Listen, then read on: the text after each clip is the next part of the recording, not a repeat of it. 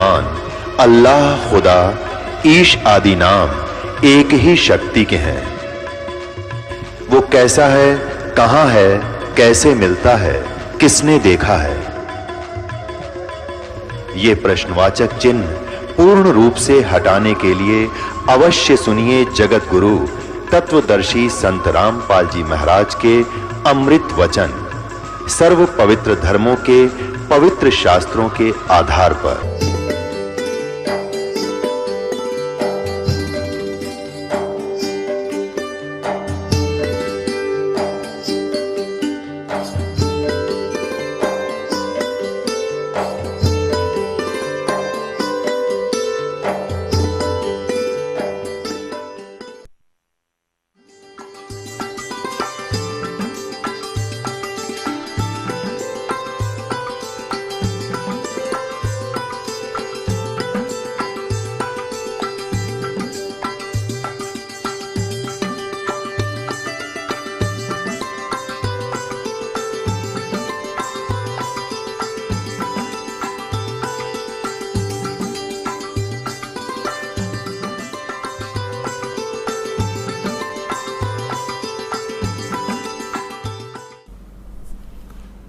बोलो सतगुरुदेव की जय। बंदी छोड़ कबीर परमेश्वर जी की जय। बंदी छोड़ गरीबदास जी महाराज जी की जय। स्वामी राम देवानंद जी गुरु महाराज जी की जय। सर्व संतों की जय, सर्व भक्तों की जय, धर्मी पुरुषों की जय, श्री काशी धाम की जय, श्री छुडानी धाम की जय, श्री करोथा धाम की जय, श्री बरवाला धाम की जय। सत सही गरीब नमो नमो सतपुरुष को नमस्कार गुरु की नहीं। सुर नर मुनि जन साधुआं संतों सर्वस्ती नहीं। सतगुरु साहेब संत सब डंडो तुम प्रणाम। आगे पीछे मध्य हुए तिनको जा कुर्बान। निराकार निर्विषम काल जाल भयबंधनम निर्लेपम निज निर्गुणम अकल अनुपवेशम धुनम सोहम सुरति समाप्तम सकल समाना निर्तलय। उज्ज्वल हीरंबर हरदमम बेपरवा अथा है वार पार नहीं मध्यतम। गरीब जो सुमर सिद्ध होई गणनायक गलता ना करो अनुग्रह सोई पारस पद परवाना। आदि गणेश मनाहूं गणनायक देवन देवा। चरण कमल लो लाऊं आदंत करूं सेवा। परम शक्ति संगीतम रिद्धि सिद्धि दाता सोई। अवगत गुण अतीतम सत्पुरुष निर्मोही। जगदम्बा जगदीशम मंगल रूप मुरारी। तन मन अर्पण शीशम भक्ति मुक्ति भंडारी। सुर नर मुनि जन ध्यावें ब्रह्मा विष्णु महेशा। शेष सहस मुख गावे पूज्य आदि गणेशा। इंद्र कुबेर सरीखा वरुण धर्म राय ध्यावे। समर्थ जीवन जी का मन इच्छा फल पावे। 33 कोटि अधारा ध्यावे शेष 88। उतरे भवजल पारा कट है यम की फांसी। 33 कोटि अधारा ध्यावे शेष 88। उतरे भवजल पारा कट है यम की फांसी। कर जोरूं विनती करूं धरूं चरण पर शीश। गुरु जी राम देवानंद जी महाराज जी ने दियो नाम बख्शीश। कोटि कोटि सिजदा करूं कोटि कोटि प्रणाम। चरण कमल में राखियो मैं बांधी जा मैं गुलाम। कुत्ता हूँ गुरुदेव का रामपाल दास का नाम। गले प्रेम की जेवड़ी, जांखें चोवा जाऊं। तो करो तो बावड़ू, दूर दूर करो तो जाऊं। जो राखो तो ही रहूं, जो देवो सो खाऊं। जय अब के सतगुरु मिले, सब दुख आँखों रोए। चरणों ऊपर शीस धरूं, कहूँ जो कहनी होए। कबीर साईं मिलेंगे, पूछेंगे कुशलात। आद अंत की सब कहूँ, अपने दिल की बात। गुरु जी तुम न भूलियो, चाहे लाख लोग मिल जाएं। हम जैसे तुमको बहुत हैं, तुमसे हमको नहीं। तुम्हारे विसारे क्या बने, मैं किसकी शरण में जाऊं। शिव बिरंच मुनि नारदा, तिनके हृदय ना समाऊं। अवगुण किए तो बहुत किए, अवगुण किए तो बहुत किए। करत न मानी हारे, बावे बंदा बख्श दियो। बावे गर्दन उतार, अवगुण मेरे बाप जी बख्शो गरीब निवाज। जो मैं पूत कपूत हूँ, बहुर पिता को लाज। मैं अपराधी जन्म का, नख सिक भरे विकार। तुम दाता दुख भंजना, मेरी करो संभार।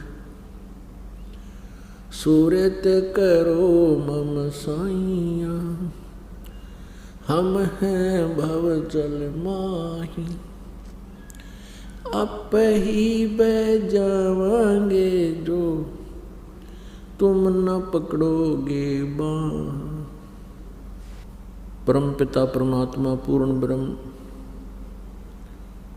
सर्व सृष्टि रचनहार कुल मालिक, बंदी छोड़ कबीर साहब जी, कबीर देव जी, ये हम सभी आत्माओं के जनक हैं। ये हमारे पिता हैं, ये हमारे हितैषी हैं। हम सभी आत्माएं अपनी गलती के कारण इस काल के जाल में फंस गए। ये काल कौन है? हमारे यहाँ जन्मने और मरने के पीछे ये क्या कहानी है, क्या कारण है? आज हम चाहे कितने ही धनी हों, कितने ही हमारा परिवार संपन्न हो, एक पल में ना जाने क्या हो जावे। परिवार के परिवार मृत्यु को प्राप्त हो जाते हैं। अक्षेत्र के अक्षेत्र, भूकंप या किसी अन्य प्राकृतिक आपदा के कारण विनाश को प्राप्त हो जाती है। लाखों मनुष्य मर जाते हैं, उनके बच्चे भी साथ ही मृत्यु को प्राप्त हो जाते हैं। और शेष बच्चे ये सोचते हैं कि हम कुशल हैं। परमेश्वर कबीर देव जी ने आकर के हमें ये बताया कि जिनको काल ने ग्रास कर लिया, जिनको उन आपदाओं ने नष्ट कर दिया, वो भी कुछ क्षण पहले अपने आप को कुशल समझ रहे थे। उनकी ना जाने कितनी आशाएं थी, उतनी ही आशाएं थी जितनी शेष बचे हुओं की हैं। वो स्वयं ही ना रहे, आशाएं तो कहाँ से होनी थी, कहाँ से रहनी थी। पुण्यात्माओं, परमात्मा ने आके, कबीर परमेश्वर जी ने आके इस काल के षड्यंत्र का बांडा फोड़ किया है कि तुम अपनी गलती के कारण आप जी यहाँ आ गए और अब ये तुम्हें रास्ता नहीं दे रहा। इसके कारण इसका स्वार्थ है कि इस काल को जो 21 ब्रह्मांड का स्वामी है, इसको ब्रह्म भी कहते हैं। वेदों में इसे ब्रह्म कहा है, जिसका ओम नाम, ओम मंत्र है जाप करने का। ये 21 ब्रह्मांड का स्वामी है, प्रभु है, मालिक है। इसको ब्रह्म कहते हैं, इसको काल भी कहते हैं।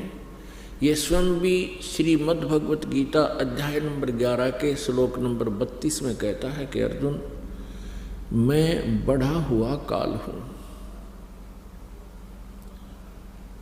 और अब इन सभी लोगों को नाश करने के लिए प्रवृत्त हुआ हूं। श्रीमद् भगवत गीता अध्याय नंबर 11 के श्लोक 21 में अर्जुन देख रहा है कि हे प्रभु, आप तो इन ऋषियों को भी खा रहे हो,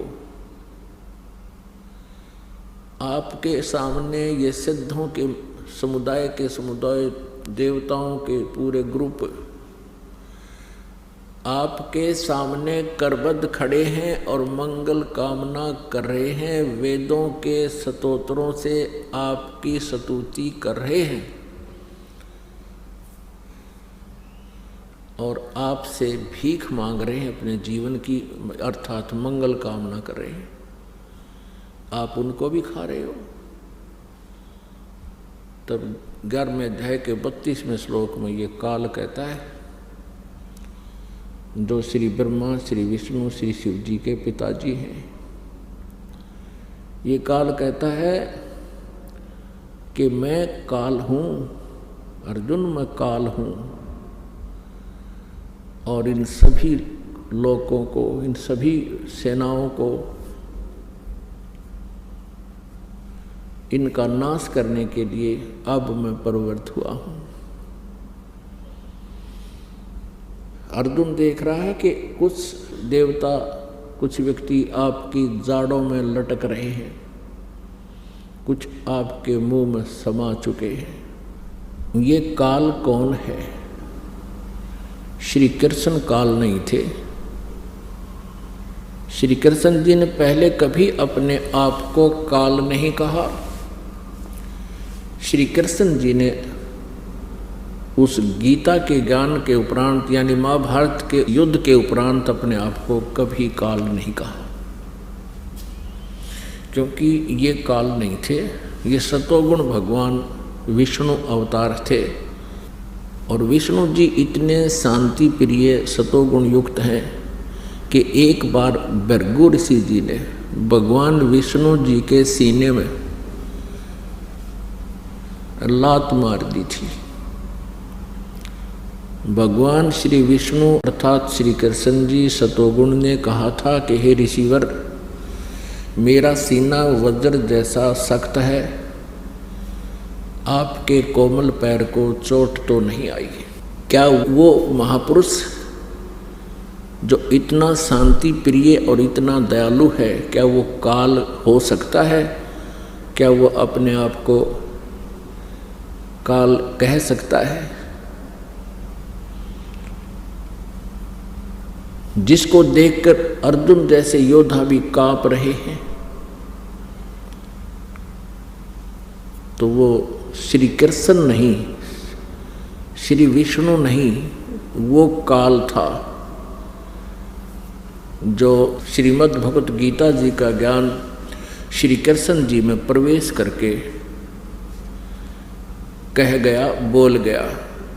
मुख यानी ये शरीर समझो एक यंत्र है, जैसे टेप रिकॉर्डर होता है,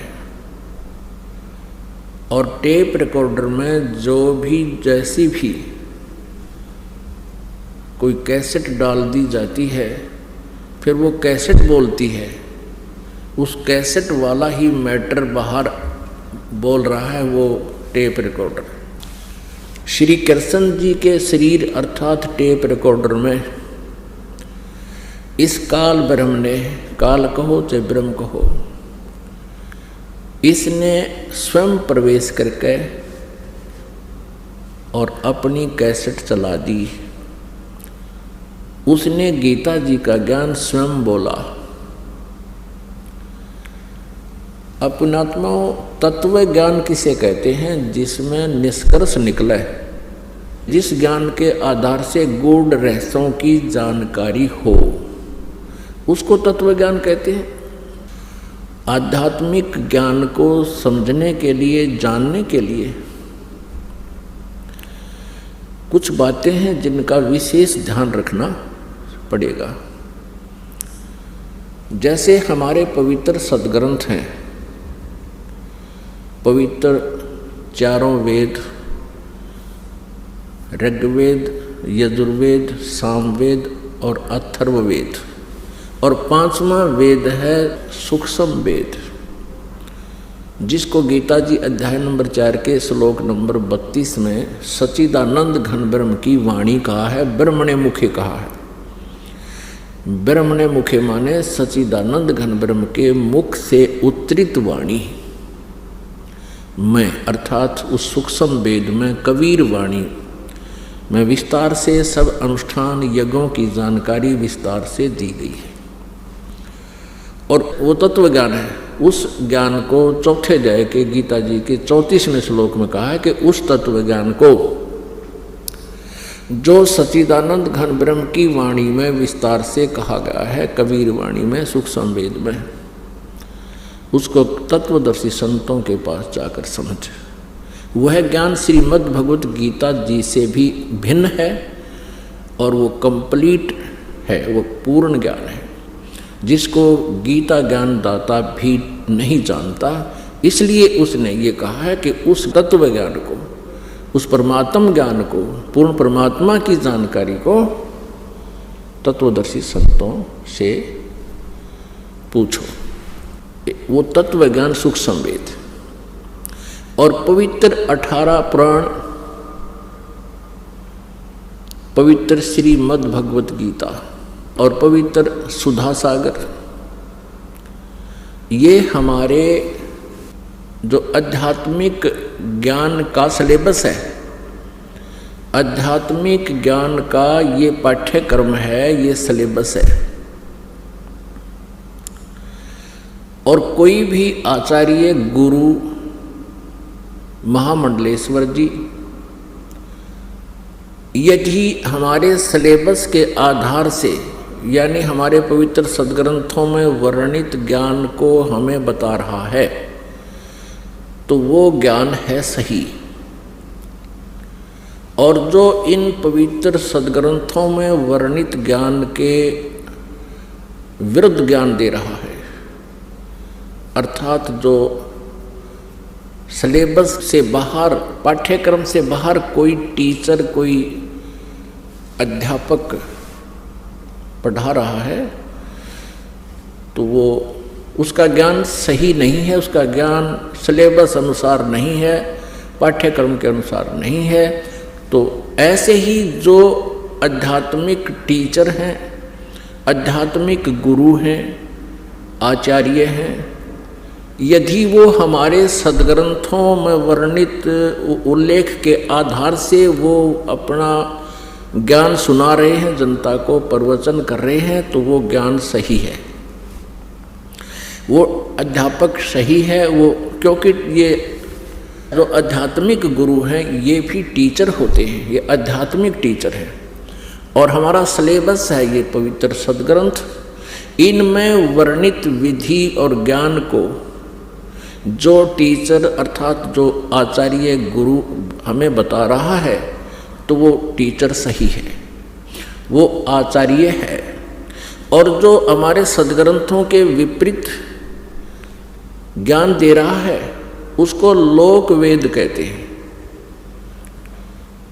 वो लोक वेद मीन उसका सेल्फ मेड दंत कथा, तो वो ज्ञान निराधार होता है।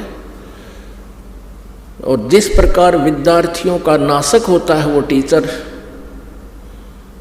जो सिलेबस से बाहर का ज्ञान उनके अंदर फीड कर रहा है, ठीक इसी प्रकार वो आचार्य आध्यात्मिक टीचर, आचार्य गुरु, वो शत्रु है उस मानव समाज का, श्रद्धालुओं का, जो उसके ऊपर आश्रित हैं और वो सदग्रंथों के विपरीत ज्ञान दे रहा है।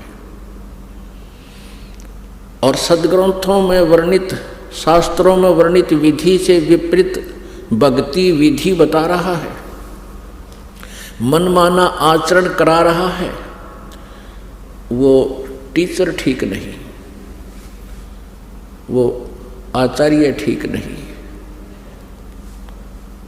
वो शत्रु है आप जी का।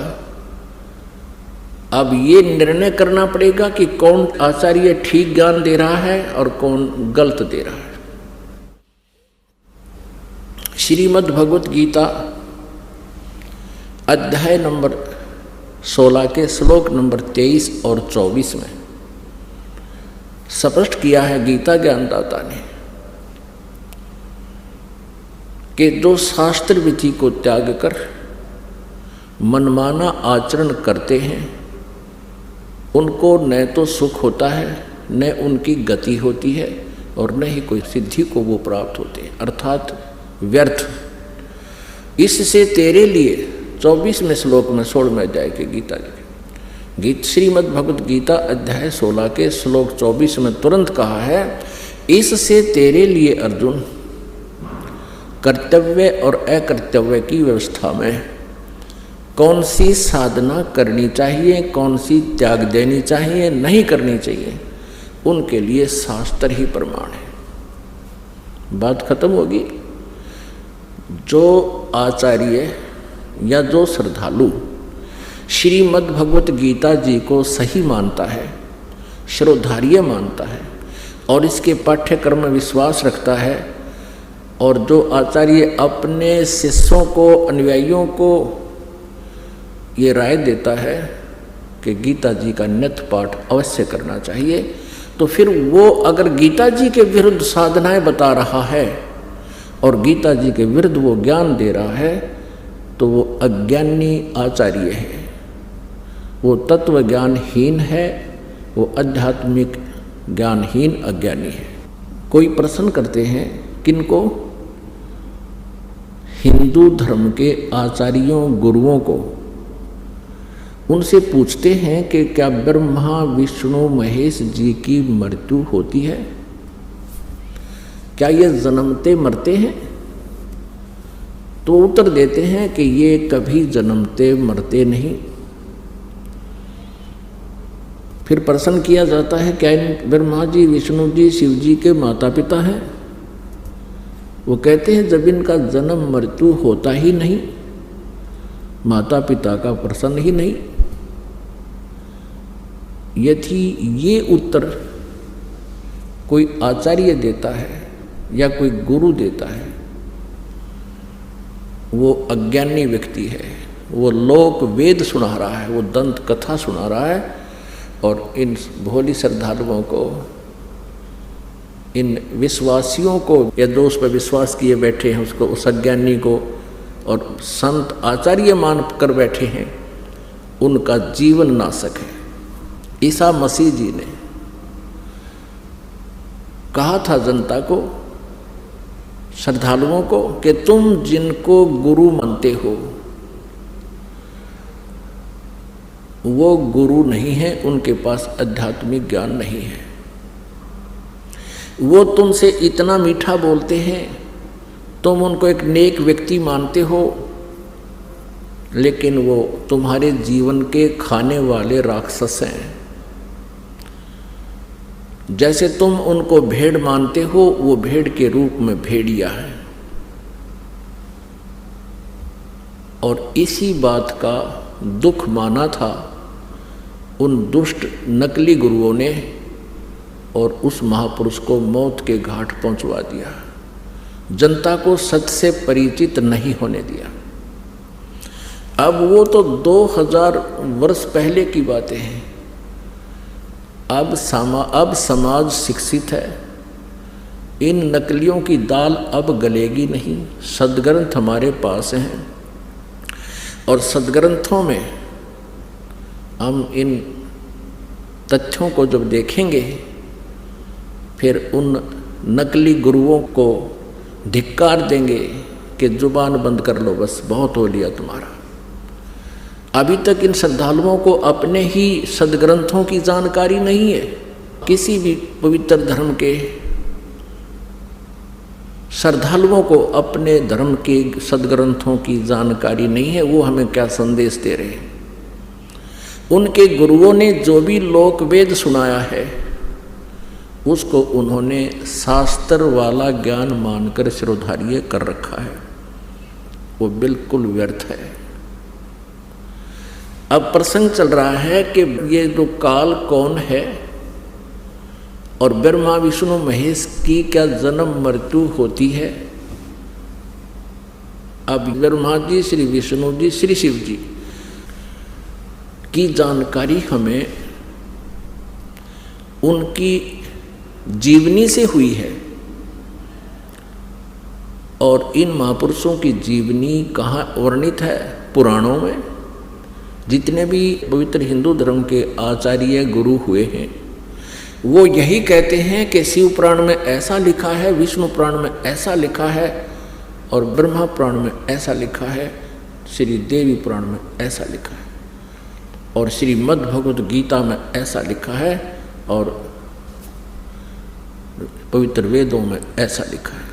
तो उनके इस वक्तव्य को हमने सच्चा माना, क्योंकि ये संस्कृत जानते हैं। सभी सद्ग्रंथ संस्कृत में लिपिबद्ध है। तो भोले श्रद्धालुओं ने उन अज्ञानियों के वक्तव्यों को शास्त्र अनुकूल मानकर शिरोधार्य कर रखा है। अब परमेश्वर पूर्ण ब्रह्म कबीर देव जी, सारी सृष्टि के रचनहार ने स्वयं आकर के इस काल के जाल का भांडा फोड़ किया है। इसने जो जुल्म अत्याचार हमारे ऊपर कर रखे हैं, उस परमेश्वर ने स्वयं आकर हमें बताया। 600 वर्ष पहले परमेश्वर कबीर देव जी ने यही ज्ञान दिया था जो आज पवित्र पुराणों में, पवित्र वेदों में, पवित्र श्रीमद् भगवद गीता जी में आज वर्णित पाया, उनके अंदर लिखा पाया। और उस समय के ये नकली गुरु आचार्य ये कहा करते थे, कबीर जी तो जुलाहा है और शूद्र जाति से संबंध रखता है, इसको किसी ब्राह्मण ने शिक्षा नहीं दी, ये सद्ग्रंथों के बारे में क्या जाने, ये झूठ बोल रहा है। परमेश्वर 600 वर्ष पहले कहा करते थे कि ब्रह्मा विष्णु महेश जी ये नासवान हैं, इनकी जन्म मृत्यु होती है, ये अविनाशी नहीं है, ये कंप्लीट गॉड नहीं है, ये अखिल ब्रह्मांड के नायक नहीं है, ये पूर्ण परमात्मा नहीं है। और इनकी साधना करने वाले संकटों से मुक्त नहीं हो सकते। तो उस समय इन परमात्मा के सतवचनों का इतना जोर शोर से विरोध किया, उन नकली गुरुओं ने जनता को भ्रमित कर दिया कि वह कबीर जुलाहा झूठा है, हमारे देवी देवताओं के बारे में ऊट पटांग बोलता है, उनका अपमान करता है। और परमेश्वर के पीछे हमें लगा दिया उन दुष्टों ने, हमें भी पाप का भागी बनाया और आप भी घोर पाप के भागी बने। वही ज्ञान जो 600 वर्ष पहले परमेश्वर कबीर देव जी ने बताया था, आज ये दास आपको परमेश्वर के ज्ञान को अपने सदग्रंथों से मेल करके रूबरू करा रहा है। और पुण्यात्मा जो अच्छी आत्मा है, बुद्धिमान है, वो तुरंत इसको समझ रहे हैं और इन नकली गुरुओं के जो है उद्देश्य से भी परिचित हो रहे हैं कि ये क्या चाहते हैं।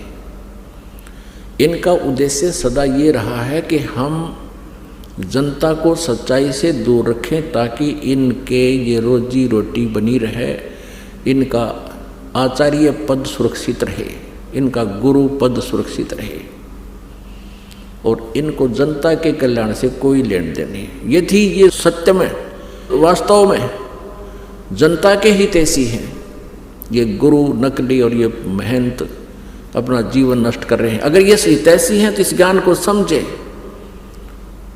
और गहराई से सोचे तुम क्या कर रहे हो, क्या करना चाहिए था, तुम कितने दोषी हो भगवान के, और स्वीकार करें, सरेंडर करें इस ज्ञान के सामने कि हमारे पास ज्ञान नहीं है, नहीं तो आओ मैदान में और प्रमाणित करो अपने ज्ञान को किसी सदग्रंथ के साथ से। अब यह आध्यात्मिक ज्ञान चर्चा एक प्रोग्राम स्पॉन्सर करवाया जा रहा है भक्तों के द्वारा। अब इसमें देखते हैं कितने लोग आते हैं। यदि ये हितैषी हैं जनता के तो आएंगे और अपने विचार व्यक्त करेंगे और साथ में फिर दास भी अपना टिप्पणी करेगा, विचार देगा। अब जिसको अच्छा लगेगा पुण्यात्मा स्वीकार कर लेंगी, ये भ्रमित ना रहेंगी। अपनी अपनी कह रहे हैं, लोक वेद सुना रहे हैं, तो वो लोक वेद अब पता चल जाएगा। जो सदग्रंथों से मेल खाता है वो ज्ञान तत्व ज्ञान है, और जो सदग्रंथों से शास्त्रों से बाहर है, आउट ऑफ सिलेबस उनके विचार हैं, तो वो तत्व ज्ञान नहीं, वो कोरा अज्ञान है। अब आपके समक्ष ये रूबरू करते हैं कि श्री ब्रह्मा जी, श्री विष्णु जी, श्री शिव जी नासवान हैं, इनकी जन्म मृत्यु होती है, इनके माता पिता हैं। ये देखिएगा श्री मद देवी भागवत, गीता प्रेस गोरखपुर, और ये कहाँ से प्रकाशित है, संपादक हैं हनुमान प्रसाद पोदार, चिमनलाल गोस्वामी, गीता प्रेस गोरखपुर से प्रकाशित है। इसके तीसरे स्कंद में प्रश्न नंबर 123 पर भगवान विष्णु जी स्वयं स्वीकार कर रहे हैं, विष्णु जी कहो तो श्री कृष्ण जी कहो, तुम शुद्ध स्वरूपा हो, यह सारा संसार तुम ही से उद्भासित हो रहा है। अपनी माता दुर्गा की स्तुति करते हुए श्री विष्णु जी बोल रहे हैं, मैं ब्रह्मा और शंकर हम सभी तुम्हारी कृपा से विद्यमान हैं। हमारा आविर्भाव माने जन्म और तिरोभाव माने मृत्यु हुआ करता है। हमारा तो जन्म और मृत्यु होता है, केवल तुम ही नित्य हो, जगत जननी हो, प्रकृति और सनातनी देवी हो। भगवान शंकर बोले, देवी यदि महाभाग विष्णु तुम्ही से प्रकट हुए हैं, यानी तो आपसे जन्म हुआ है, तो उनके बाद उत्पन्न होने वाले ब्रह्मा भी तुम्हारे ही बालक हुए। फिर मैं तमोगुणी लीला करने वाला शंकर क्या तुम्हारी संतान नहीं हुआ? अर्थात मुझे भी उत्पन्न करने वाली, जन्म देने वाली तुम ही हो शिवे। संपूर्ण संसार की सृष्टि करने में तुम बड़ी चतुर हो। इस संसार की सृष्टि, स्थिति और संहार में तुम्हारे गुण सदा समर्थ हैं। उन्हीं तीनों गुणों से उत्पन्न हम, यानी रजगुण ब्रह्मा, सतगुण विष्णु, तम गुण शिव जी, तीनों गुणों से उत्पन्न हम ब्रह्मा, विष्णु एवं शंकर नियमानुसार कार्य में तत्पर रहते हैं। हम ये तीनों देवता तो जगत का कार्य संभाले रहते हैं और तुम्हारे ही रूप हैं। पुण्यात्माओं, इस पवित्र श्रीमद् देवी भागवत अर्थात शक्ति पुराण ने, दुर्गा पुराण ने 4 कंसेप्ट क्लियर कर दिए इस थोड़े से पवित्र उल्लेख ने। एक तो ये सिद्ध कर दिया कि श्री ब्रह्मा जी, श्री विष्णु जी, श्री शिव जी की जन्म मृत्यु होती है, ये अविनाशी नहीं है। दूसरा ये कंसेप्ट सिद्ध कर दिया कि ये दुर्गा इनकी माता है। दूसरा कंसेप्ट ये क्लियर हो गया कि दुर्गा श्री ब्रह्मा जी, श्री विष्णु जी, श्री शिव जी की जन्मदात्री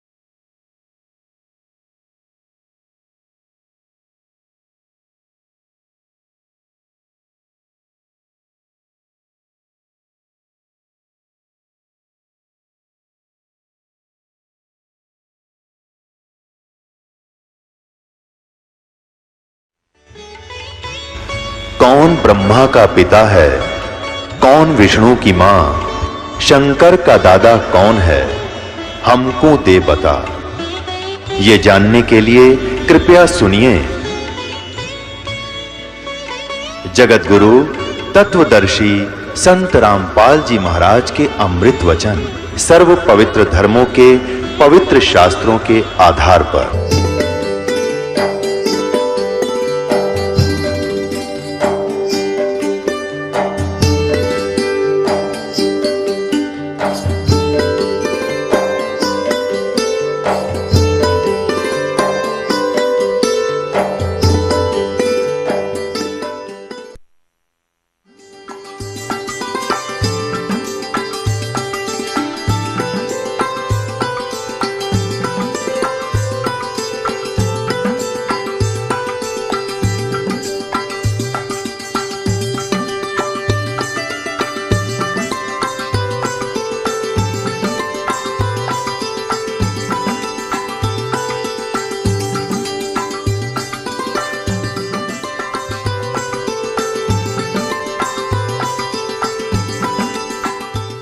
ये देखिएगा, शिव पुराण वही शिव पुराण है, 17 पृष्ठ, अध्याय 9, विद्वेश्वर संहिता भाग 1 अध्याय 9।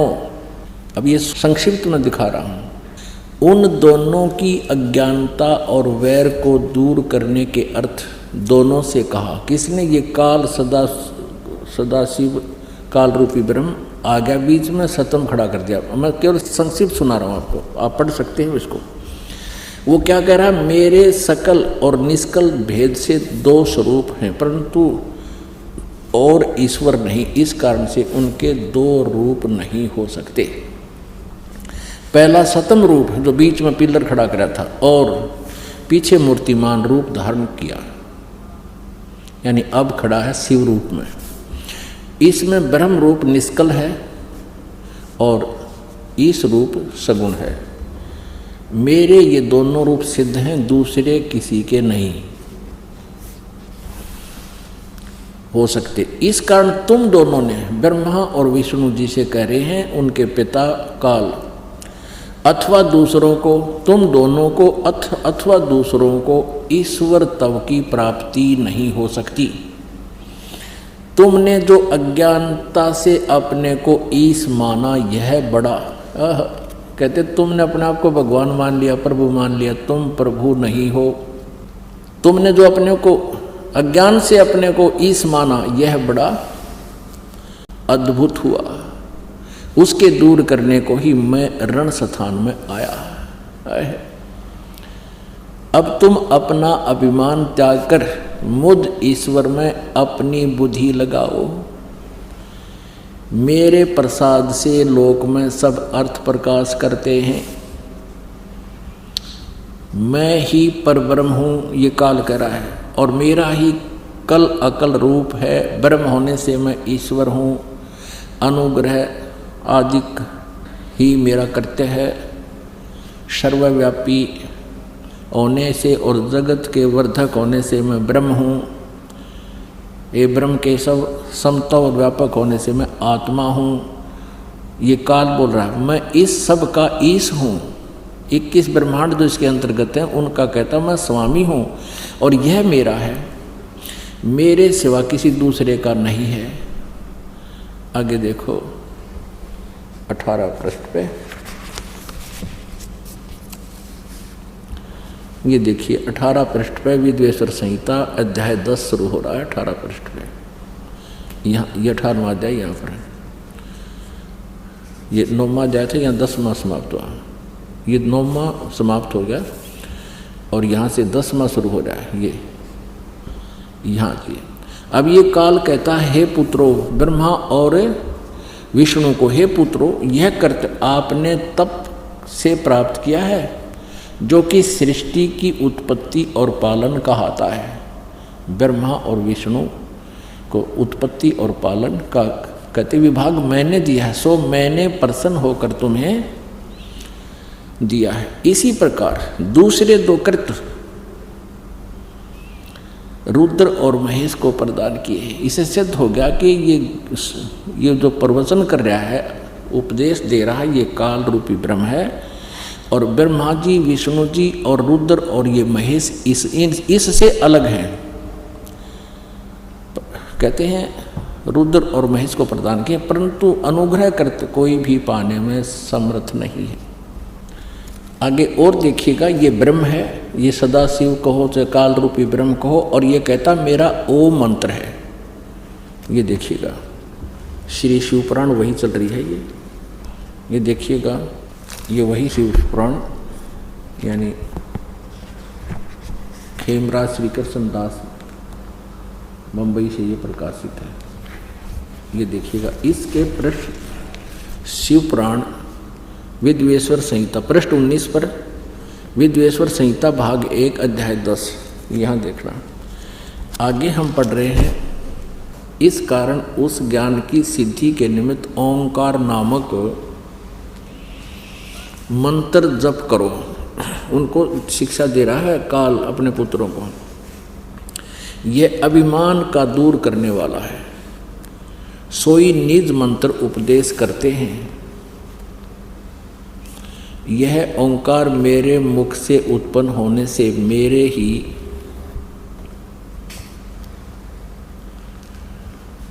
रूप का बोधक है और महामंगल करने वाला है। यह वाचक है, मैं वाच्य हूँ। यह मंत्र मेरा आत्मा है, उसके स्मरण से मेरा स्मरण होता है। उत्तर की ओर मुख से आकार अकार, पश्चिम के मुख से उकार, दक्षिण के मुख से मकार और पूर्व के मुख से बिंदु और मध्य के मुख से नाद उत्पन्न हुआ है। इस प्रकार 5 प्रकार से यह निर्गत हुआ। यह सब एक होकर ओम ऐसा एक अक्षर हो जाता है। ये स्पष्ट हो गया, ओम एक अक्षर। श्रीमद् भगवत गीता का बोलने वाला भी यही काल है, काल रूपी ब्रह्म है। और श्री कृष्ण जी के शरीर में प्रवेश करके ये बोल रहा है। गीता जी अध्याय नंबर 8 के श्लोक नंबर 13 में ये कहता है कि ओम इति एकाक्षरम ब्रह्म व्यवहारन माम अनुसमरण ये प्रयाति तदंदेहम स याति परमाम गतिम। गीता ज्ञान दाता ब्रह्म अर्थात ये काल श्री कृष्ण जी में प्रवेश करके बोल रहा है और कह रहा है कि मुझ ब्रह्म का, माम ब्रह्म, मुझ ब्रह्म का केवल एक ओम अक्षर है, नथिंग एल्स। कुछ भी जाप नहीं करना। और जो उच्चारण करके सिमरण करता हुआ ये प्रयाति तो जंदेहम, जो शरीर छोड़कर जाता है यानी अंतिम श्वास तक मेरे इस ओम नाम का जाप करता है, स याति परमाम गतिम, वो ओम नाम से मिलने वाली परम गति को प्राप्त होता है। ओम नाम से कौन सी परम गति प्राप्त होती है? ब्रह्म लोक प्राप्ति होती है। ब्रह्म का जाप है ये। गीता जी अध्याय नंबर 8 के श्लोक नंबर 16 में कहा है कि ब्रह्मलोक पर्यंत यानी ब्रह्मलोक तक जितने भी लोक हैं वहाँ पर गए हुए प्राणी पुनरावृत्ति में हैं।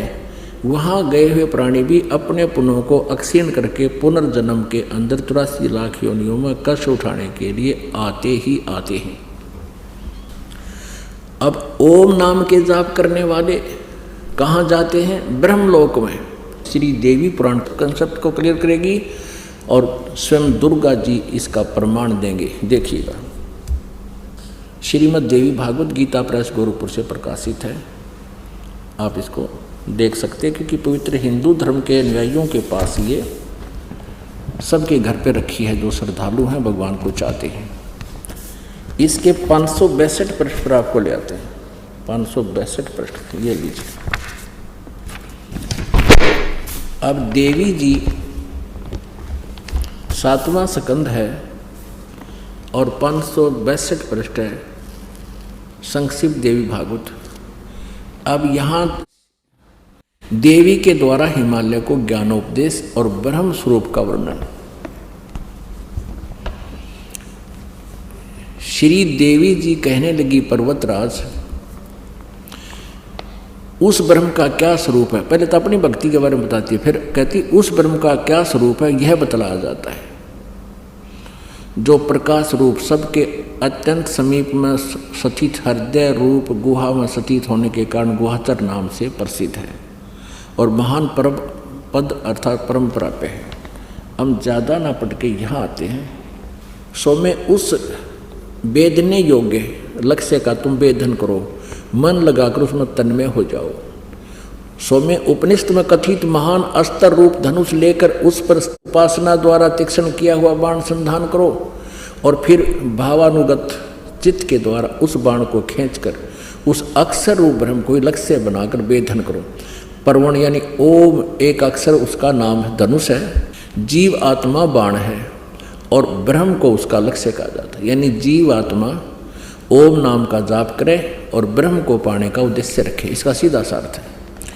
उस एकमात्र परमात्मा को ही जाने, दूसरी सब बातों को छोड़ दे। दुर्गा जी अपनी साधना को भी छोड़ने को कह रही है यदि तूने ब्रह्म साधना करनी है तो। यही अमृत रूप परमात्मा के पास पहुंचाने वाला पुल है और संसार समुद्र से पार होकर अमृत स्वरूप परमात्मा को प्राप्त कराने का यही सुलभ साधन है। इस आत्मा का ओम के जप के साथ ध्यान करो। यानी ब्रह्म का ओम नाम का जाप है, उसका ओम एक अक्षर, वो ओम का जाप करो, इस ध्यान जप के साथ ध्यान करो। इससे अज्ञान में अंधकार से सर्वथा परे और संसार समुद्र से उस पार जो ब्रह्म है उसको पा जाओगे। ओम जाप ब्रह्म का है, तुम्हारा कल्याण। वो ब्रह्म कहाँ रहता है? 563 पृष्ठ बता रहे हैं। वह यह सबका आत्मा ब्रह्म जिसका ओम नाम जाप करोगे वह ब्रह्म लोक रूप दिव्य आकाश में स्थित है। यानी उसको पा जाओगे,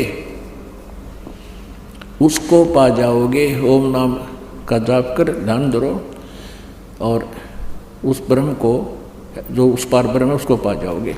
तो वो कहाँ रहता है? वो ब्रह्म लोक में रहता है या ब्रह्म लोक चले जाओगे। इससे सिद्ध हो गया कि तुम ब्रह्म लोक चले जाओगे। ओम नाम का जाप करने वाले, ब्रह्म की साधना करने वाले साधक। अपनात्मा ये गीता ज्ञानदाता ब्रह्म है, यही काल रूपी ब्रह्म है, काल रूपी ब्रह्म कहो।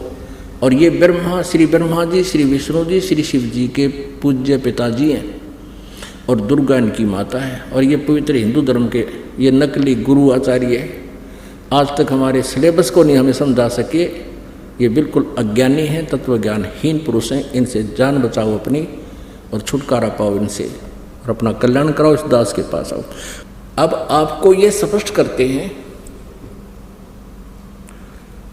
कि ये काल अर्थात ये ब्रह्म किस प्रकार श्री कृष्ण जी में प्रवेश करता है, इसका विधान बताते हैं। श्री विष्णु पुराण इस समस्या का समाधान करेगा। देखिएगा, एक समय राक्षसों और देवताओं का युद्ध हो गया। अब जैसा कि आपको शिव पुराण में दिखाया, श्री शिव पुराण में आपने देखा, ये काल क्या करता है, कभी ये शिव रूप में दर्शन देता है, किसी को ये ब्रह्मा रूप में दर्शन देता है, किसी को विष्णु जी के रूप में दर्शन देता है। तो दर्शक भ्रम में पड़ जाते हैं कि ये जो विष्णु जी हैं यही सर्वेश्वर हैं, यही महेश्वर हैं, जबकि इसने प्रतिज्ञा कर रखी है कि मैं कभी किसी के सामने नहीं आता, अपने वास्तविक रूप में कभी के सामने प्रकट नहीं होता। उसका अटल अनुत्तम विधान है, घटिया विधान है इसका। क्योंकि जो पिता अपने बच्चों के सामने नहीं आता तो उसमें कोई दोष है, तो ये नियम अच्छा नहीं है जो अपने ही संतान से छुपा रहे। तो इस प्रकार श्रीमद् भगवत गीता अध्याय नंबर 7 के श्लोक नंबर 24 और 25 में ये गीता ज्ञानदाता ब्रह्म श्री कृष्ण में बोल रहा है, कह रहा है कि मैं श्री कृष्ण नहीं हूँ, मैं व्यक्ति नहीं हूँ। जैसे तुम श्री कृष्ण को ये अज्ञानी जन समुदाय मुझे कृष्ण मान रहा है, मुझे व्यक्ति रूप में मान रहा है, मुझ अव्यक्त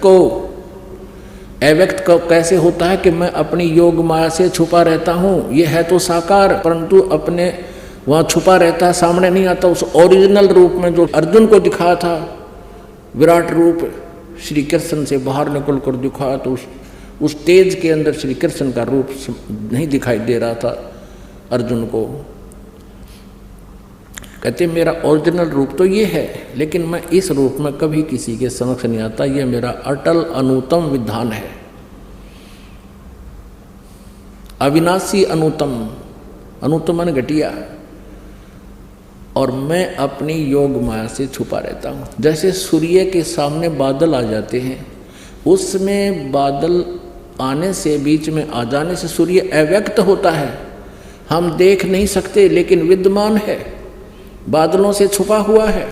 ऐसे ही ये सशरीर है, ये काल रूपी ब्रह्म, ये निराकार नहीं है, ये साकार है। मनुष्य सदृश इसका शरीर है, लेकिन बहुत विकराल रूप है इसका।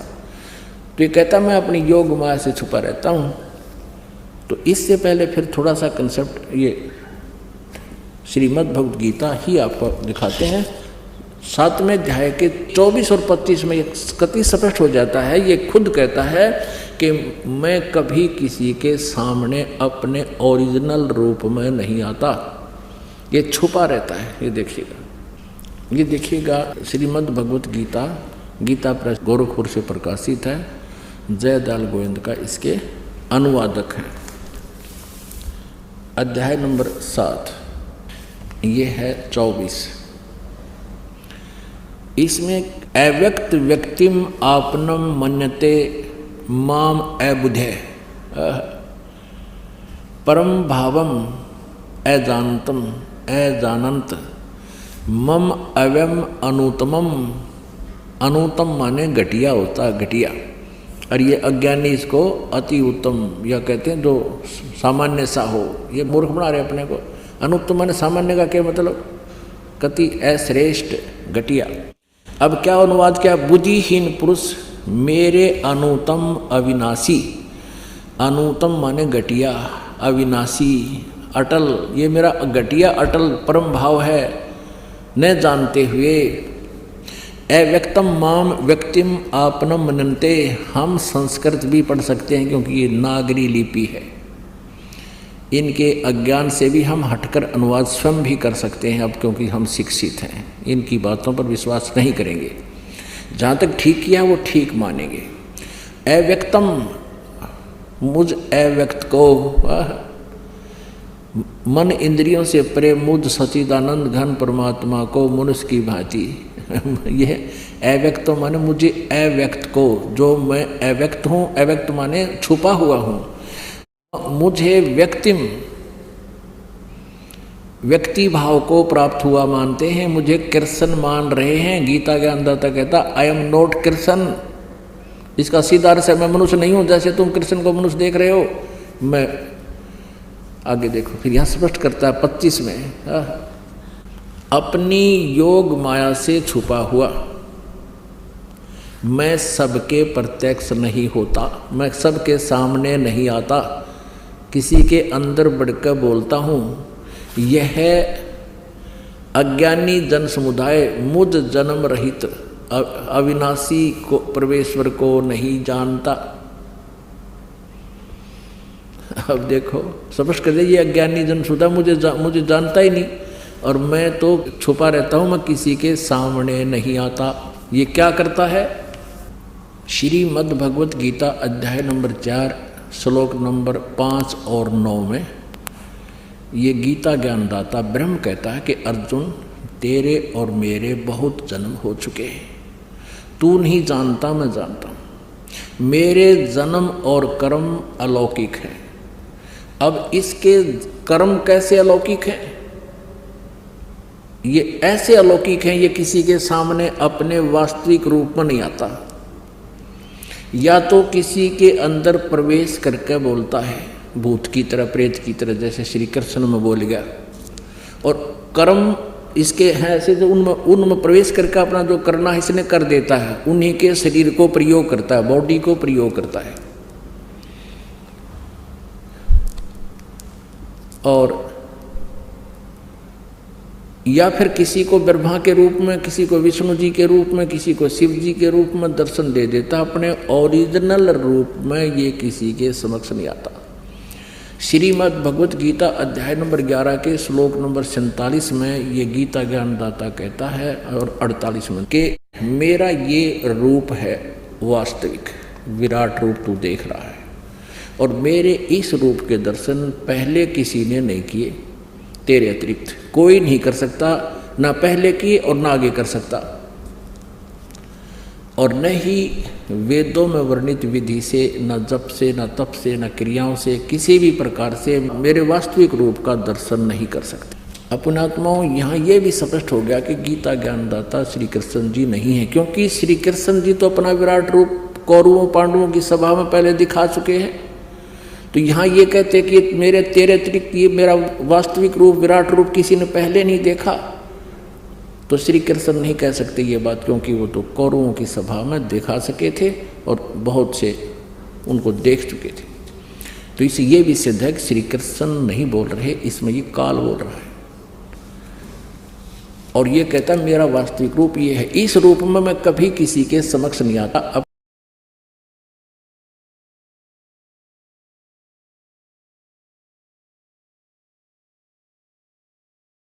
रूप तो ये है, लेकिन मैं इस रूप में कभी किसी के समक्ष नहीं आता, ये मेरा अटल अनुतम विधान है,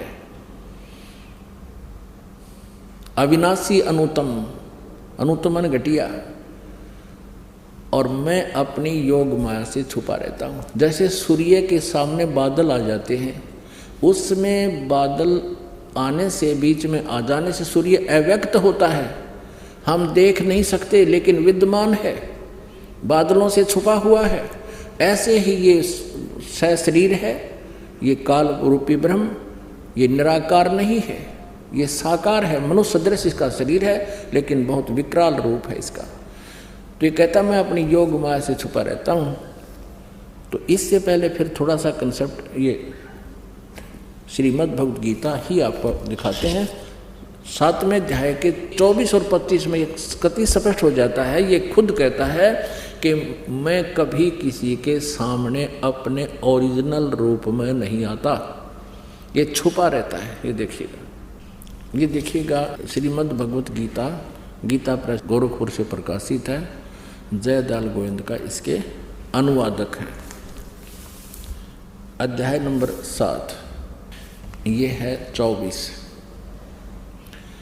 इसमें अव्यक्त व्यक्तिम आपनम मन्यते माम अबुधे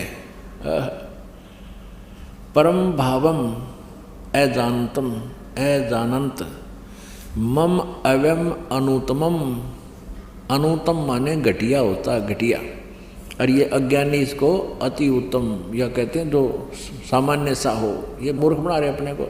अनुत्तम माने सामान्य का क्या मतलब, कति अश्रेष्ठ, घटिया। अब क्या अनुवाद किया, बुद्धिहीन पुरुष मेरे अनुतम अविनाशी, अनुतम माने घटिया, अविनाशी अटल, ये मेरा घटिया अटल परम भाव है, न जानते हुए अव्यक्तम माम व्यक्तिम आपनम मनन्ते। हम संस्कृत भी पढ़ सकते हैं क्योंकि ये नागरी लिपि है, इनके अज्ञान से भी हम हटकर अनुवाद स्वयं भी कर सकते हैं अब, क्योंकि हम शिक्षित हैं, इनकी बातों पर विश्वास नहीं करेंगे, जहाँ तक ठीक किया वो ठीक मानेंगे। अव्यक्तम, मुझ अव्यक्त को, मन इंद्रियों से परे मुझ सच्चिदानंद घन परमात्मा को मनुष्य की भांति यह अव्यक्त माने मुझे अव्यक्त को, जो मैं अव्यक्त हूँ, अव्यक्त माने छुपा हुआ हूँ, मुझे व्यक्तिम व्यक्ति भाव को प्राप्त हुआ मानते हैं, मुझे कृष्ण मान रहे हैं। गीता के अंदर कहता आई एम नॉट कृष्ण, इसका सीधा अर्थ है मैं मनुष्य नहीं हूँ, जैसे तुम कृष्ण को मनुष्य देख रहे हो, मैं आगे देखो फिर यहाँ स्पष्ट करता है 25 में, अपनी योग माया से छुपा हुआ मैं सबके प्रत्यक्ष नहीं होता, मैं सबके सामने नहीं आता, किसी के अंदर बढ़कर बोलता हूँ। यह अज्ञानी जन समुदाय मुझ जन्म रहित अविनाशी को परमेश्वर को नहीं जानता। अब देखो स्पष्ट कर दे, ये अज्ञानी जन सुधा मुझे जानता ही नहीं, और मैं तो छुपा रहता हूँ, मैं किसी के सामने नहीं आता। ये क्या करता है? श्रीमद् भगवत गीता अध्याय नंबर 4 श्लोक नंबर 5 और 9 में ये गीता ज्ञानदाता ब्रह्म कहता है कि अर्जुन, तेरे और मेरे बहुत जन्म हो चुके हैं, तू नहीं जानता, मैं जानता हूँ। मेरे जन्म और कर्म अलौकिक हैं। अब इसके कर्म कैसे अलौकिक हैं? ये ऐसे अलौकिक हैं, ये किसी के सामने अपने वास्तविक रूप में नहीं आता। या तो किसी के अंदर प्रवेश करके बोलता है, भूत की तरह, प्रेत की तरह, जैसे श्री कृष्ण में बोल गया। और कर्म इसके हैं ऐसे जो उनमें प्रवेश करके अपना जो करना है इसने कर देता है, उन्हीं के शरीर को प्रयोग करता है, बॉडी को प्रयोग करता है। और या फिर किसी को ब्रह्मा के रूप में, किसी को विष्णु जी के रूप में, किसी को शिव जी के रूप में दर्शन दे देता, अपने ओरिजिनल रूप में ये किसी के समक्ष नहीं आता। श्रीमद् भगवत गीता अध्याय नंबर 11 के श्लोक नंबर 47 में ये गीता ज्ञानदाता कहता है, और 48 में, कि मेरा ये रूप है वास्तविक, विराट रूप तू देख रहा है, और मेरे इस रूप के दर्शन पहले किसी ने नहीं किए, तेरे अतिरिक्त कोई नहीं कर सकता, ना पहले किए और ना आगे कर सकता। और न ही वेदों में वर्णित विधि से, न जप से, न तप से, न क्रियाओं से, किसी भी प्रकार से मेरे वास्तविक रूप का दर्शन नहीं कर सकते। अपनात्माओं, यहाँ ये भी स्पष्ट हो गया कि गीता ज्ञानदाता श्री कृष्ण जी नहीं है, क्योंकि श्री कृष्ण जी तो अपना विराट रूप कौरवों पांडवों की सभा में पहले दिखा चुके हैं।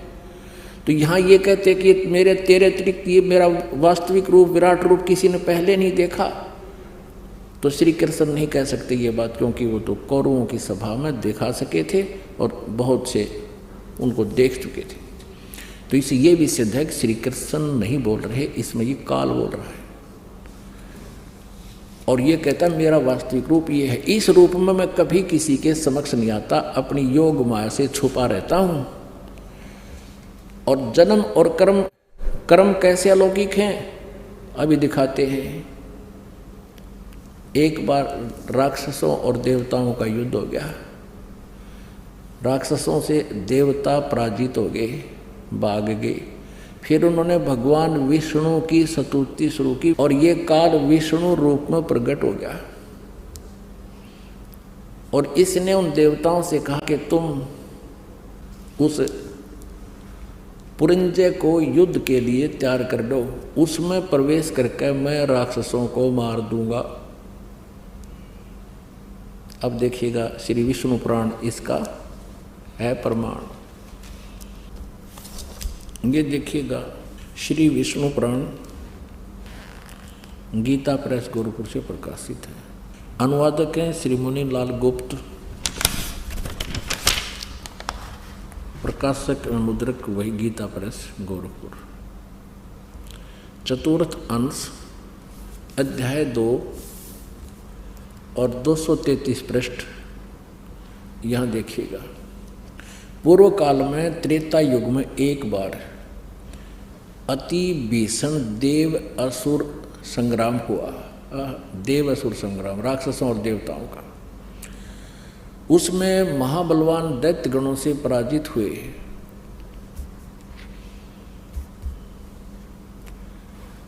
देवताओं ने भगवान विष्णु की आराधना की। अब ये स्तुति तक कर रहे हैं विष्णु जी की, आ गया विष्णु रूप धारण करके ये काल। तब आदि अनंत शून्य अशेष जगत प्रतिपालक श्री नारायण ने देवताओं से प्रसन्न होकर कहा, आप लोगों का जो कुछ भी अभिष्ट है वह मैंने जान लिया है। उसके विषय में यह बात सुनिए। राजर्षि ससाद का जो पुरंजय नामक पुत्र है, उस अक्षत्रिय श्रेष्ठ के शरीर में मैं अंश मात्र से यानी कुछ समय के लिए स्वयं अवतीर्ण होकर, उसमें प्रवेश होकर उन संपूर्ण दैत्यों का नाश करूंगा। अतः तुम लोग पुरंजय को दैत्यों के वध के लिए तैयार कर लो, उसको खड़ा कर लो युद्ध के मैदान में, फिर मैं जानूं मेरा काम जाने। अपनात्माओं, ये तत्व ज्ञान है, ये गूढ़ रहस्य है। और गीता ज्ञान दाता भी स्वयं चौथे अध्याय के 34वें श्लोक में कहता है कि उस तत्व ज्ञान को तत्वदर्शी संत बता सकता है। और वो स्वयं भी अल्पज्ञ है, वह स्वयं भी अज्ञानी है, कहता मुझे इसका ज्ञान नहीं, इसलिए तो संतों के लिए छोड़ दिया, तत्वदर्शी संत के लिए। और आज तक ये हमारे ब्राह्मण ऋषि गुरु महर्षि सतयुग से लेकर आज तक ये नहीं बता सके हमें ये तत्व ज्ञान, ये सभी अज्ञानी थे। अपनात्माओं, ये बड़ी कटु कुनीन है, ये एक ऐसी टेबलेट है, और इस कुनीन को खाए बिना यू मलेरिया रूपी अज्ञान हटाए को नहीं। ये भी आपके समझ अभी प्रमाणित करेंगे कि सतयुग के ब्राह्मण भी अज्ञानी थे, ब्रह्मा विष्णु और ये दुर्गा भी तत्वज्ञानहीन थे, और ब्रह्म भी तत्वज्ञानहीन है, ये काल भी तत्वज्ञानहीन है, क्योंकि ये खुद कहता है कि उस पूर्ण परमात्मा के बारे में कोई तत्वदर्शी संत ही बता सकता है, मुझे पता नहीं। अब ये तत्व ज्ञान है कि श्रीमद् भगवत गीता जी का ज्ञान श्री कृष्ण जी ने नहीं बोला, क्योंकि श्री कृष्ण जी काल नहीं थे, वो तो सतोगुण भगवान थे, बड़े दयालु। भृगु ऋषि ने लात मार दी छाती पर, तो भी उसका पैर उन्होंने मालिश की थी, मसाज की थी, कहीं आपको चोट तो नहीं आ गई। क्या वो काल कह सकता है या वो काल हो सकता है? कभी नहीं। ये तो एक कंसेप्ट ये क्लियर हो गया कि ससाद के पुत्र पुरंजय में प्रवेश करके उसने राक्षसों को मार दिया, ये हो गया इसके कर्म अलौकिक। अब दूसरा और जबरदस्त प्रमाण देखिएगा 242 पृष्ठ पे, चतुर्थ अंश के अध्याय 3 में, ये देखिएगा, ये है चतुर्थ अंश अध्याय 3 और 242 पृष्ठ पर हम पढ़ेंगे। 242 पृष्ठ पर श्री विष्णु पुराण, यहाँ देखिएगा अध्याय 3। पूर्व काल में रसातल में मौने नामक 6 करोड़ गंधर्व रहते थे। पूर्व काल में रसातल में मौने नामक 6 करोड़ गंधर्व रहते थे। उन्होंने समस्त नागकुल के प्रधान रत्न और अधिकार छीन लिए थे।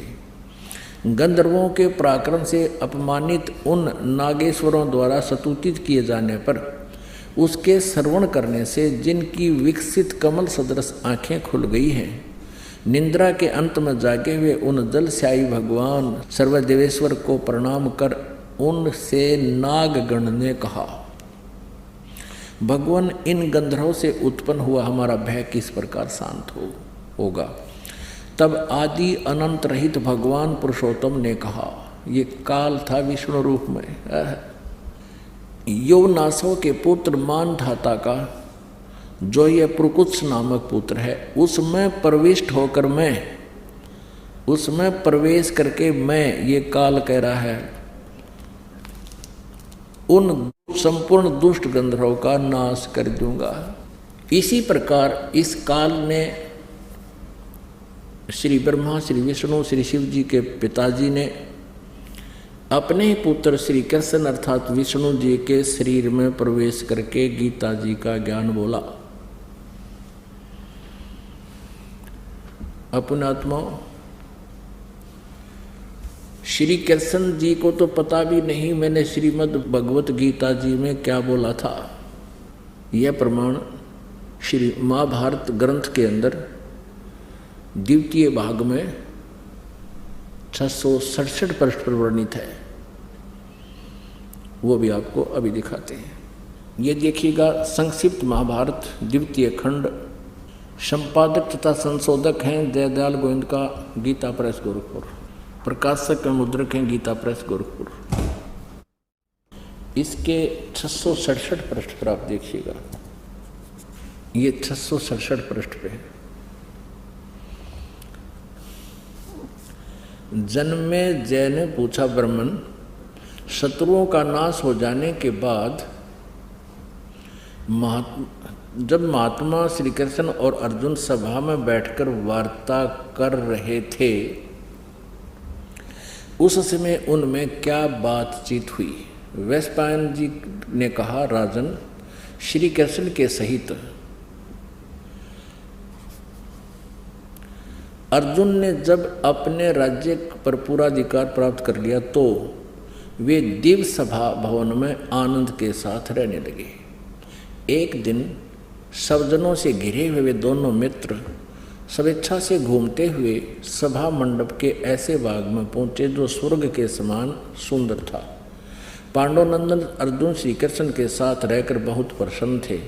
उन्होंने एक बार उस रमणीय सभा की ओर दृष्टि डालकर भगवान से यह वचन कहा, देवकी नंदन, जब युद्ध का अवसर उपस्थित था उस समय मुझे आपके माध्यम का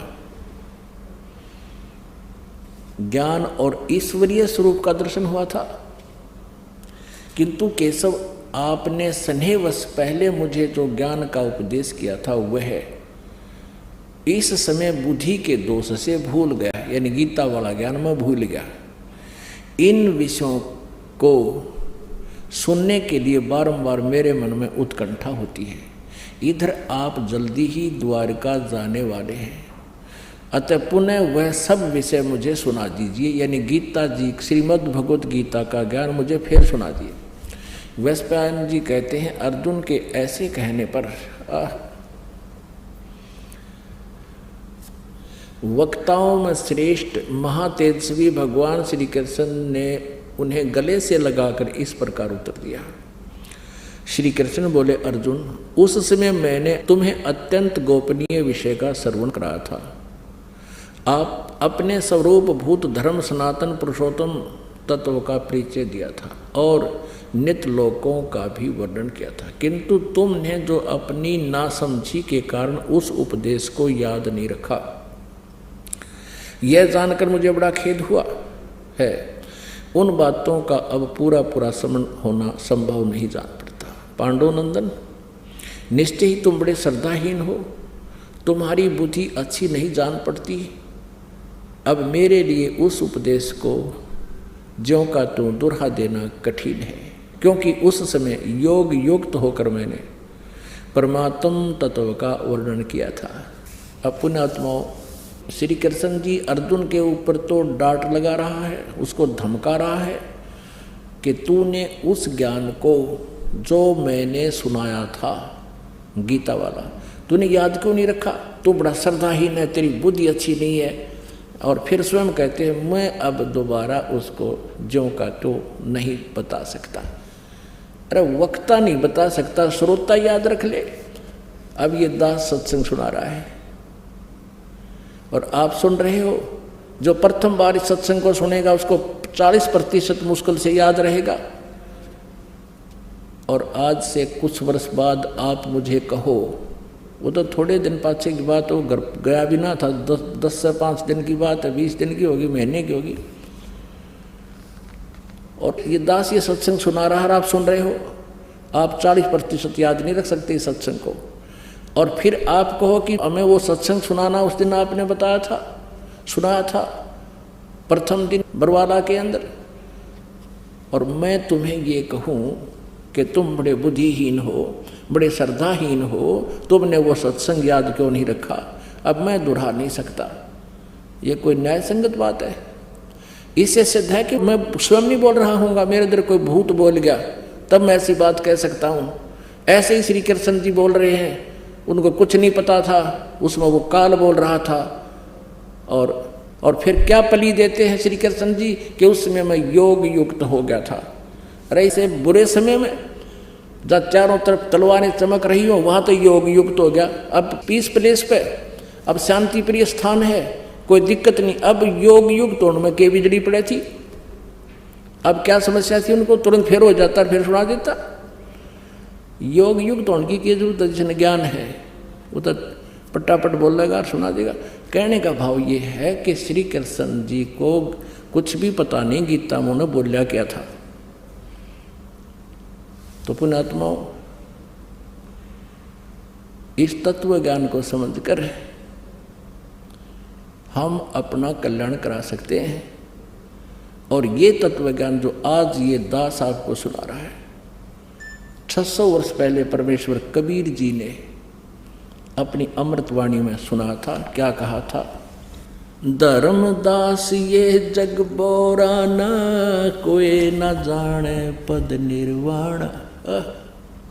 ऋग्वेद मंडल नंबर 9 सूक्त नंबर 86 मंत्र 26 और 27 में, ऋग्वेद मंडल नंबर 9 सूक्त नंबर 82 में और मंत्र नंबर 1, 2, 3 में, ऋग्वेद मंडल नंबर 9 और सूक्त नंबर 96 के 16 से 21 तक 20 तक मंत्र में, और ऋग्वेद मंडल नंबर 9 सूक्त नंबर 20 के मंत्र नंबर 1 में, और भी अनेकों स्थानों पर ऋग्वेद मंडल नंबर 9 सूक्त नंबर 1 मंत्र नंबर 8 और 9 में। वो क्या प्रमाण दिया है वेदों ने? परमेश्वर की लीला बताई है कि वो परमात्मा पूर्ण ब्रह्म वो कैसी लीलाएं करता है। उसमें क्या बताया है कि वो पूर्ण परमात्मा ऊपर तीसरे मुक्ति धाम में रहता है और वो कबीर देव है, कबीर साहब है। वो यहाँ आकर के अपने ज्ञान को, अपनी एक अच्छी आत्मा को, श्रेष्ठ आत्मा को, वरिष्ठ आत्मा को, अच्छी आत्मा को आकर मिलता है और इस तत्व ज्ञान से परिचित कराता है। वो परमात्मा वेदों में कबीर देव कहलाता है। हम उसको कबीर साहब कहने लगे, हम वह को वह बोलते हैं। और कवि का अर्थ, ये व्याकरण के ज्ञाता क्या करते हैं, कवि का अर्थ सर्वज्ञ करते थे, सर्वज्ञ नहीं। या तो कवि का अर्थ कव्य करो, क्योंकि कवि का अर्थ सर्वज्ञ नहीं हो सकता, कोई भी कवि सर्वज्ञ नहीं हुआ है। अब कवि क्यों कहते हैं? उस परमात्मा का नाम कवि क्यों है? क्योंकि वो अपनी महिमा का ज्ञान लोकोक्तियों के माध्यम से, कविताओं के माध्यम से, काव्यन्या, ऋग्वेद मंडल नंबर 9 सूक्त नंबर 96 के मंत्र नंबर 16, 17, 18, 19, 20 में स्पष्ट किया है। उसमें वेद ज्ञान दाता ये ब्रह्म है, काल है, ये कहता है भगवान आप अपने वास्तविक नाम का ज्ञान कराएं।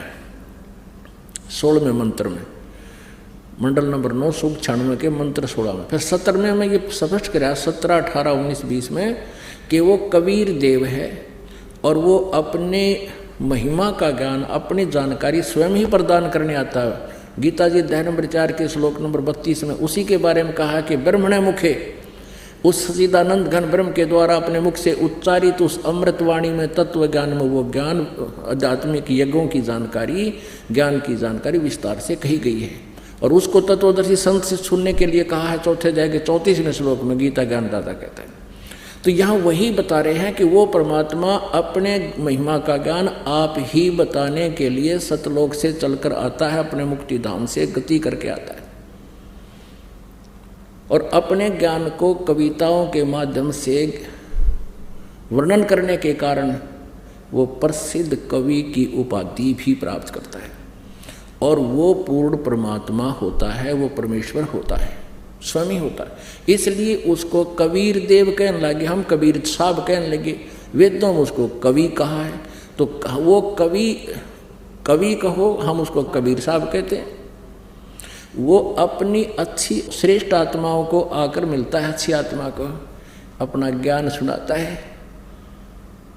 वो परमात्मा राजा की तरह दर्शनीय है, उसका नाम कबीर देव है। वो 3 प्रकार से शरीर स्थिति है उस परमात्मा की। एक रूप में वो तेजो में शरीर में अपने सतलोक यानी अमर धाम में रहता है, और अपना ही अन्य रूप बना करके कभी शिशु रूप धारण करके आता, वो द्वितीय स्थिति है। और कभी वो एक जिंदा महात्मा के रूप में आकर प्रकट हो जाता है, किसी भी अच्छी आत्मा को मिलकर उसको ज्ञान देता है। जैसे आदरणीय धर्मदास साहिब जी को मिले, आदरणीय गरीबदास साहिब जी को मिले, आदरणीय नानक साहिब जी को मिले, आदरणीय घीसादास साहिब जी खेखड़ा वाले को मिले, आदरणीय दादू साहिब जी को मिले, आदरणीय मलुकदास साहिब जी को मिले, आदरणीय नामदेव साहिब जी को मिले और आदरणीय रामानंद साहिब जी को मिले। यानी इन सबको परमात्मा, उन श्रेष्ठ आत्माओं को, अच्छी आत्माओं को और आदरणीय हजरत मोहम्मद जी को मिले थे, लेकिन हजरत मोहम्मद जी ने परमात्मा के ज्ञान पर विश्वास नहीं किया था। अन्य सभी महापुरुषों ने उस परमात्मा के ज्ञान को स्वीकारा था। तो यहाँ वही स्पष्ट करते हैं कि वो अपने ज्ञान को स्वयं बताने के लिए वहाँ से गति करके आते हैं, वो कबीर देव, और वो ऊपर तीसरे मुक्ति धाम में रहते हैं, वो श्रेष्ठ आत्मा को वो ज्ञान सुनाते हैं। तो आदरणीय धर्मदास साहेब नामक उस पुण्य आत्मा को, श्रेष्ठ आत्मा को, उस परमेश्वर कबीर देव जी ने 600 वर्ष पहले ये ज्ञान आप सुनाया था, जो आज आपके रूबरू सदग्रंथों से हुआ। इनमें पहले विद्यमान था। ये हमारे पवित्र हिंदू धर्म के अज्ञानी गुरु ऋषि महर्षि हमें ये नहीं बता सके कि ये ब्रह्मा विष्णु महेश की माता पिता कौन है। और परमेश्वर ने 600 वर्ष पहले बताया था, उसका इतना जबरदस्त विरोध करवा दिया था। पर कबीर जी को कभी तो उबलते हुए तेल के कढ़ाई में डलवा दिया इन राक्षसों ने, इन नकली गुरुओं ने। और एक बार ऐसे भ्रमित करके राजा सिकंदर लोधी को और वीर देव सिंह बघेल को उनके साथ बड़ा अत्याचार करवाया था। लेकिन वो परमात्मा थे, वो कुछ नहीं बिगाड़ सके उस समर्थ का। लेकिन उन अज्ञानियों ने हमें अपने भगवान से कोसों दूर रखा। अब उसी परमेश्वर ने कृपा बख्शिश दास के ऊपर ये बुद्धि दी और आप जी तक यह खजाना अब पहुंचाया जा रहा है। अब क्या कहा था परमात्मा ने, धर्मदास ये जग बोराना, कोई न जाने पद निर्वाणा। कोई भी मोक्ष मार्ग से परिचित नहीं है, न ब्रह्मा जी, न विष्णु जी, न शिव जी, और न दुर्गा जी, और न ये ब्रह्म। वो परमात्मा स्वयं ही आकर ज्ञान देता है। और कहते हैं परमात्मा ने बताया कि ये ब्रह्मा विष्णु महेश की उत्पत्ति को भी तुम्हारे गुरु नहीं जानते। पाप कर्म दंड को भी काट सकता है। अभी तक जिस भी संत व महापुरुष से मिले, उन्होंने यही बताया कि पाप कर्म फल भोगने से ही समाप्त होगा। वो प्रभु कौन है जो पाप कर्म को काट देता है, वो काल के बंधन से छुड़वा देता है। उसका क्या नाम है, पूजा की विधि क्या है? कृपया अवश्य सुनिए जगत गुरु तत्वदर्शी संत रामपाल जी महाराज के अमृत वचन।